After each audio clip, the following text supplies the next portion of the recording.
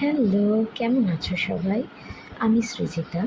Beauty ম্যাজিকে তোমাদের সবাইকে স্বাগত জানাই। আমরা কম-বেশি সবাই কিন্তু ত্বকের সমস্যায় ভুগে থাকি। তার মধ্যে অন্যতম হলো রিঙ্কেলসের সমস্যা। এই সমস্যার থেকে বাঁচার জন্য আমরা নানা রকমের প্রোডাক্ট ইউজ করে থাকি। কিন্তু আজ আমি তোমাদের খুব সহজ উপায়ে একটা ঘরোয়া পদ্ধতি বলবো, যেটাতে তোমরা এই রিঙ্কেলসের হাত থেকে খুব সহজে মুক্তি পেতে পারো। এর জন্য ভিডিওটাকে কিন্তু স্কিপ করলে চলবে না। জানার জন্য পুরো ভিডিওটা কিন্তু দেখতে হবে।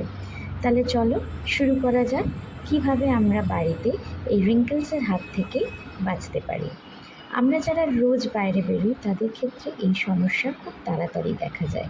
চামড়া কুঁচকে যাওয়া, চামড়াটা আমাদের স্কিনটা ড্রাই হয়ে যাওয়া। এর জন্য আমাদের প্রথমেই নিয়ে নিতে হবে কলা। কলা কিন্তু খুব ভালো একটা জিনিস, যেটা আমাদের স্কিনকে হাইড্রেট রাখতে সাহায্য করে। কলার ভেতরে একটা ন্যাচারাল অয়েল থাকে, যেই অয়েলটা কিন্তু আমাদের স্কিনের হেলথের জন্য খুবই ভালো।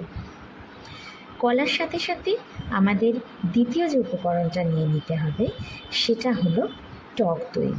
টক দইয়ে ল্যাকটিক অ্যাসিড থাকে, যা আমাদের স্কিনের ডেড সেলসগুলোকে রিমুভ করতে সাহায্য করে এবং আমাদের স্কিনটাকে হাইড্রেট রাখতেও সাহায্য করে। এরপরের যে জিনিসটা আমাদের লাগবে সেটা হলো মধু।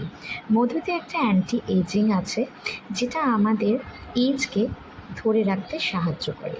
তার সাথে লাগবে আমাদের একটা পাতিলেবু। পাতিলেবুতে আমাদের ভিটামিন সি আছে।